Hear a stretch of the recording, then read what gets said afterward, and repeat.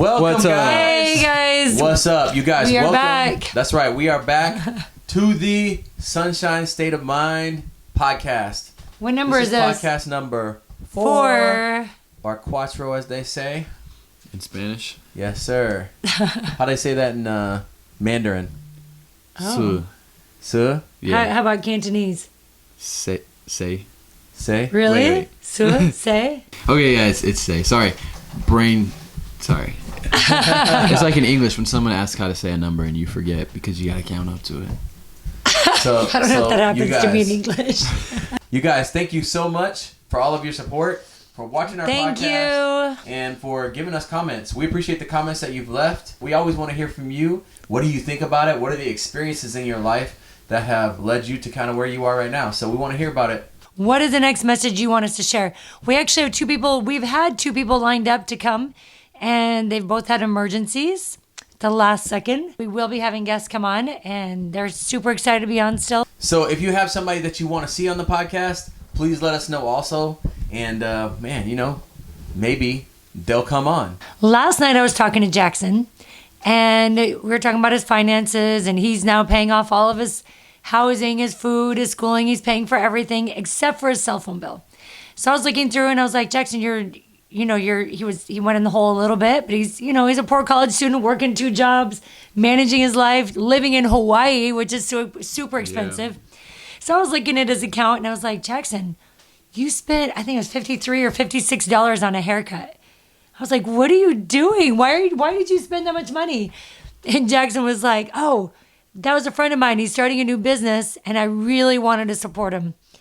And I was like, but Jackson, you're not in a position to support him yet. You don't have money. And I was like, and besides that, we're still paying for your cell phone bill. So if you're doing this, then I don't want to pay for your cell phone bill because we don't have extra money. So I thought about that a lot, actually, after I said that to him. He was like, okay, I'll pay my cell phone bill. This is what Jackson said. He said, so many people have helped me. I wanted to be the support to him. So I had a few thoughts. One of them was that, okay, could you have supported him another way?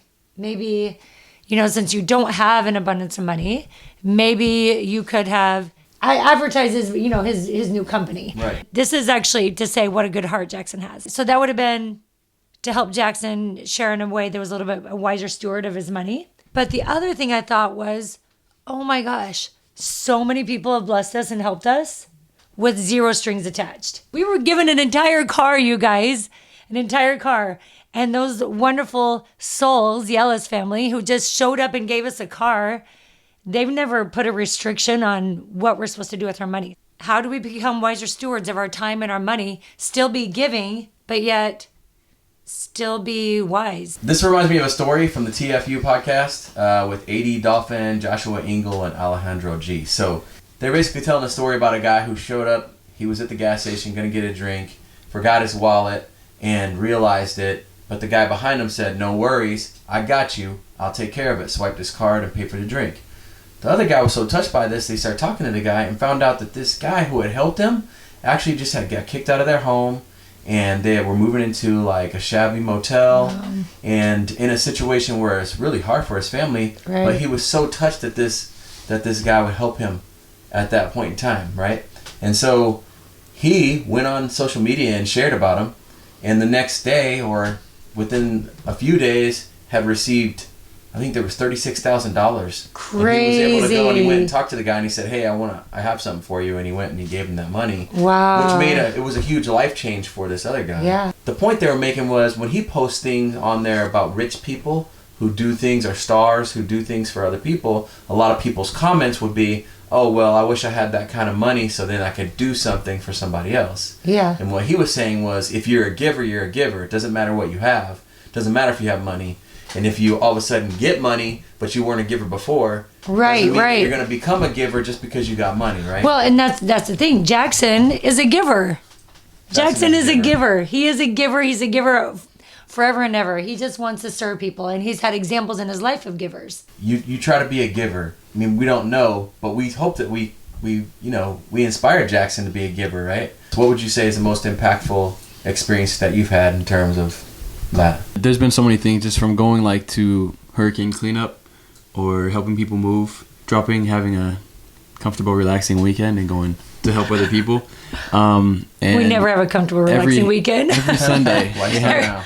every Sunday we have like 50 people over here, and we always cook a big meal and give that way. So it's also been on the other side from seeing people give to us, and how like if everybody's just has a giving mindset, it kind of creates a community of giving, and then Balances it out. Yeah, huh? anytime that there's need, then someone gives, and then you give to others when they have need. And it shouldn't be like kind of I'm going to give to you if you give to me whenever I'm in need. Like there's no strings attached. It's just No strings attached. pure service, pure giving. Yeah. Well, first, going back to the dinners, how many times have we said, okay, we have no food in the house. We're not doing a dinner this Sunday. We have nothing. We don't have any money to buy extra food right now. This is what it is. And then Somehow, some way, we end up with like 20, 25 people. you guys say, what are we going to cook? Do you know what prayer I have? I'm sure you do. Do you know what prayer I have when I look in there and I'm like, okay, I'm supposed to cook? Well, when loaves and 2 fishes. That's it. Every time I open the freezer, I open the fridge, and it's a very spiritual experience because I look at it and I'm like, all right, God, you've called me to feed these people this Sunday, and you know what I have. Help me create a dinner, and then I'll make everything that I have. I'll just throw everything in that I have, and I cannot tell you how many times I'll see even more people come than what we anticipated. And I've said the prayer. You guys have said, is this going to be enough? And I've said, I don't know. Is this going to be enough? And somehow the loaves and fishes happens every time. Yeah, It just, I'm like, how did we have enough food for all these people? How did we do this? Yeah, it's a kind of miracle. I mean, when you... It's definitely I don't a wanna say miracle. a kind of miracle. It's a definite miracle. It is a miracle. Yeah. But it's one of those things where we're not saying this to like, hey, look at us, look at what we No. do. It's more like... Because that's God. Guess what?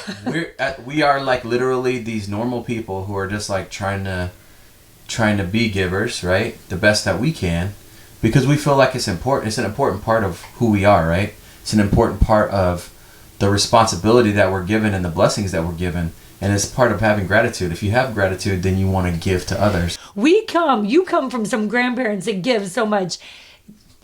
Grandmommy and granddaddy and Nanny and Papa give so much of their time and money.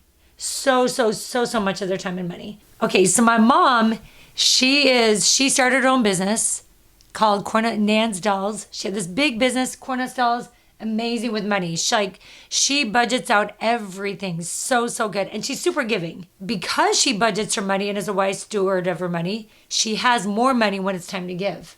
Now my dad is the opposite end of this spectrum, also very giving, also super wonderful, not as great with his money, right? But if you ask anything, he's like, okay, I'll give it to you. Okay, I'll give it to you. So there's a balance because now he's not as much, he doesn't have as much to give whenever people need a large amount. But my mom does. So that's, I guess, what the debate is. And not the debate, but the discussion is how do you find the balance of, oh my gosh, I will give everything that I have. I will trust in the loaves and fishes and give everything I have.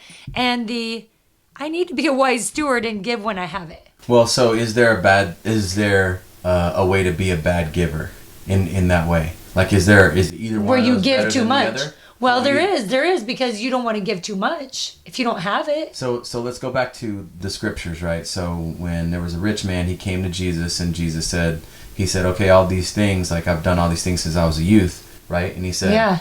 Well, sell all that you have and give it to the poor. Right. Now, a lot of people would look at that and say, well, that's irresponsible. You have all this and you gave it all away. But yet, at that moment, that was what Jesus was asking for. So the question is... Because you can't just give everything that you have, because there's always going to be a million people who need money. Can't wait for a perfect time to give. But like the scripture says, it says, seek ye first the kingdom of God, and then all these riches, all these things like will be added upon you. And some people look at that as like that you'll just be rich in temporal terms, like money. Papa is one of the most like close to heaven people I know. He's very spiritual, very in touch, and very blessed. And I think his But we're heart, also commanded to be a wise steward of our money. Yeah. So there's a balance. but his heart is so full into giving, and the balance I think is in not letting people take advantage of you, like not giving to people who won't appreciate it or people who are using you. Like, you know what I mean? Like there are people who will use you because you have such a kind heart and try to just kind of leech off of your money when there's things that they can be doing. If you have sufficient for your family, then you can give to other people. We give our time and other things, like when we can, to other people. And it's not like giving our entire life savings away to the poor. Right. Well, that's the balance, right? Because sometimes you say, well, wait a minute, I have my life savings, but what if all the people who need money came to your door? You have your life savings and you're like, I've been saving this money for me and my family so that we can live out our years. Imagine how many people have needs in the world. And they all come to your door and we say, we have needs, we have needs, we have needs. And you're like, oh, well, God gave me this life savings. I guess he'll just take care of me. Do you just give your life savings to everybody who needs? Because there's so many places where you could just send your life savings to. No, right at this moment, you can send it to like so many places. And being a wise steward, I think it means you have to be able to provide sufficiently for your own needs. Like, everybody has fundamental needs. There's other things like wants. Right. Like maybe like a boat or a huge house. But is that selfish to buy a boat if there are people who have needs? Well, it's your money, so you can... That's a balance too, right? Yeah. You can do what you want with your money, and it's not... I'm not going to say it's selfish or evil to buy a boat and not donate to charity, because that's your money and you earned it, and everybody gives in different ways. The commandment isn't to just give everything you have to the poor. I think that to be a steward of your money is to make sure you give in all the ways you can. So there's more ways to give than money, and there's better ways to give than just giving money to people on the streets. If you're smarter with your money, then you'll have more to give, kind of like how you said with Nanny. With Nanny. Right. Yeah. But and when there's a bigger need, now she has it. Give when you're called to give by God. It wouldn't be smart if we just put all of our life savings into charity, and then now we're homeless. Is it okay to buy a boat, to buy a big house, to have... we live by the beach. Is that a selfish thing when there's so many people who have need? I don't think that there's anything wrong with buying a boat. I don't think there's anything wrong with buying a big house. I don't think anybody else should be looking at other people and saying, you shouldn't be doing that. You have to give that to somebody else. That's a big problem I see as well. Is like someone will buy something and they're like, think about how many homeless people you could have fed with that. It's not about looking at people who have a lot of money and saying, oh, he should be giving. I'm judging him. They shouldn't be buying all this stuff, because you don't know how much they're giving. You don't know what they're like, the charities they're donating to, the people they're helping in their own lives. Right. Don't judge. Right, yeah. Right. So with me, with Jackson, my first inclination was, Jackson, $56 for a haircut? Right. And I thought back and I was like, I'm judging. So number one, don't judge. How do we put a kind of a judgment on ourselves to make the decision of what should I do with my time and money? How do you be a wise steward of what you have? So number one, don't judge others, but then how do you do it on yourself? Well, I think the most important thing is having a giving heart. If you have that giving heart, it's not about, like, oh, well, let me look at everything that you gave. Did you give enough? Did you give that? It's like, or do you have a giving heart in general? Yeah. Do you have a desire? And you don't have to give money all the time. We're talking about money. A lot of stuff that we've been focused on is money. But it doesn't just have to do with money. It has to do with our attitude and what we're willing to give to help other people. Like you did talk about at the beginning, I love how you talked about the hurricane. After the hurricane is some of the most spiritual time that we have throughout this whole year, because as a group, we get together and you see groups of people go out and literally sacrifice their time, right? Yeah. Instead of going to church, we'll go to church for 10 minutes and we'll just be able to pray and have sacrament together, and then we go out and we spend a whole day on a Sunday, right?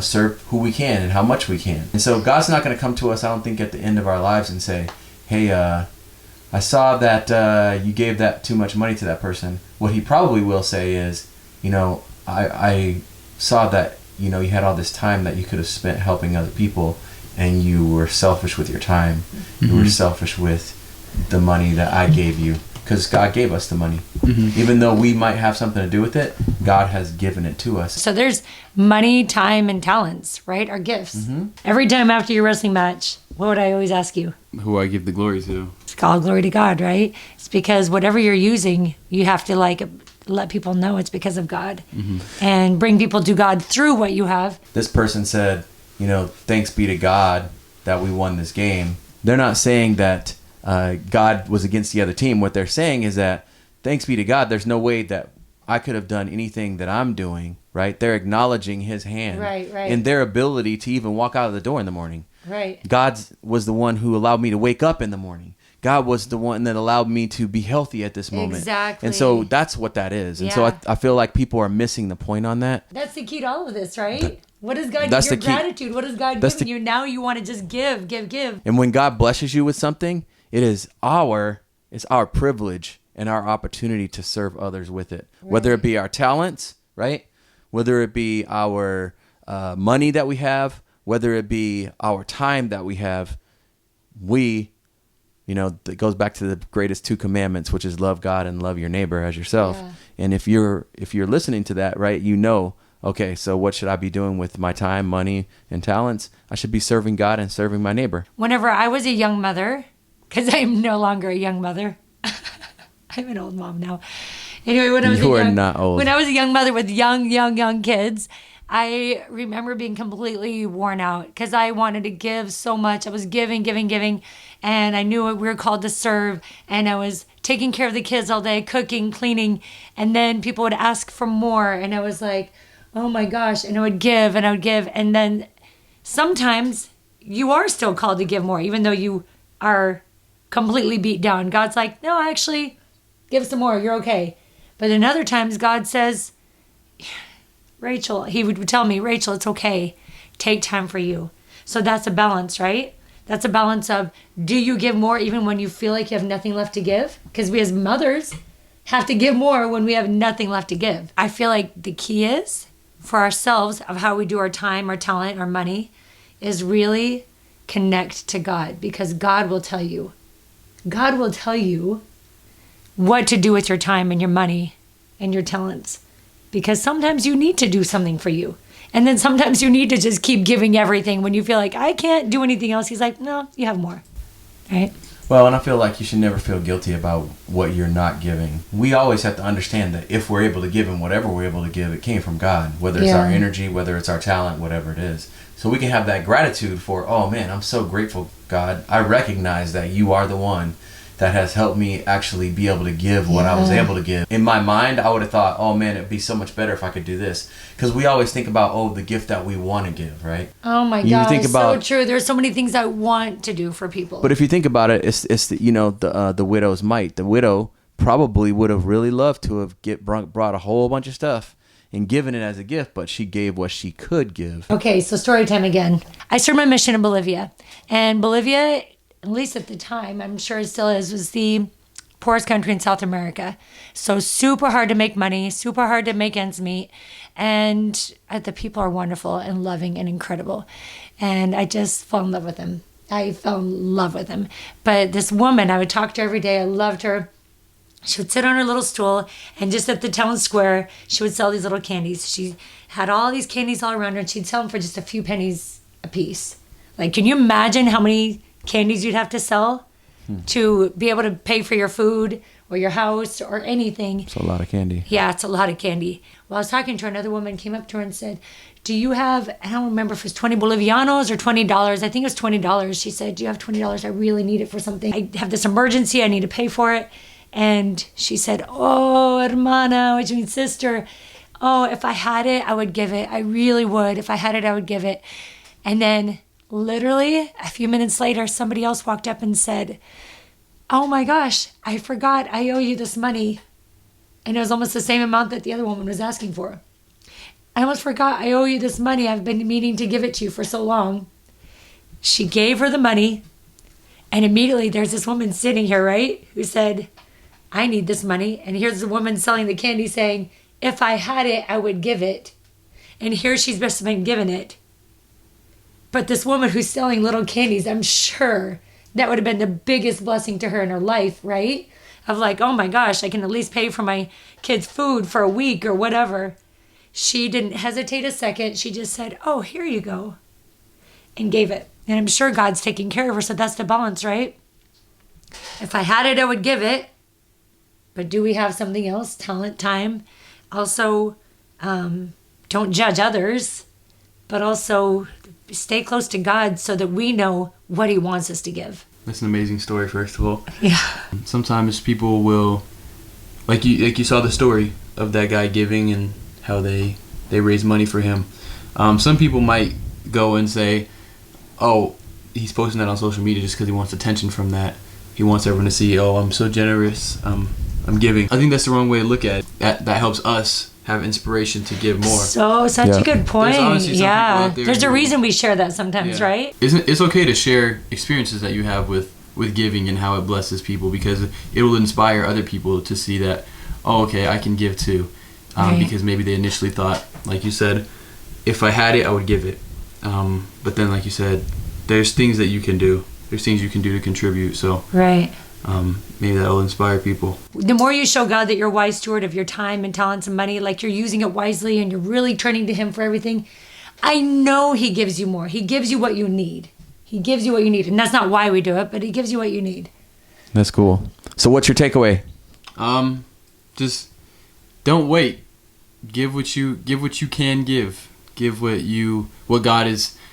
Give back what God has given you. My takeaway is give what you can and share with others. Exactly. I can't wait for times to be perfect for me before I look outside of myself.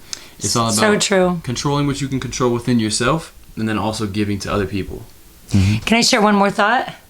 So Saturday, Abe was hired to shovel rocks and create a little area. I thought about your brother who came to see us when we lived in Utah, and he was like, these people left church one day, like all the men left church to go shovel everyone's sidewalks. It's cold. They've got snowflakes on their eyelashes, and they're like, it's so cold out there. And not only were they doing it, they were smiling while they were doing it. He's like, what's wrong with these people out here? He was joking, like it was amazing because they were smiling and happy and serving other people. Mm-hmm. And they're actually doing what they were taught in church, right? They left their church meeting to go shovel all the sidewalks for the people in church, for the people in the neighborhood. And I thought about that as I was shoveling rocks for 5 hours, shoveling rocks. And I was feeling sorry for myself because I was hurting. And I was like, ugh. And this wasn't even service, it was just a job. But I checked myself on my attitude. I saw all these people walking by watching as I shoveled and shoveled and shoveled. And I was like, what am I giving? And so even with that, I chose to do a smile. So as they started walking by after that, I was like, I'm going to smile while I do this. I was like, and I was like, they'd walk by and be like, hey. Anyway, so that's part of it too, is that as you're giving, as you're doing your work, even if you're paid for it, as you're doing your work of the day, part of that service is to smile and show joy in this world. Yeah, you guys, if you work hard and you're serving and you're giving, there's a principle that you will feel a joy inside your heart. It will bring happiness into your life. It will change. You have to choose it, though. You have to choose it. It will change your state of mind to a sunshine state of mind. So remember, guys, sunshine state of mind. Sunshine state of mind. That's another way to do it. What are your special talents that God has given you that you feel like you can use to serve others? Let us know what you thought about the podcast. Let us know what you want us to talk about. Thank you so much for being here. And always remember to spread sunshine.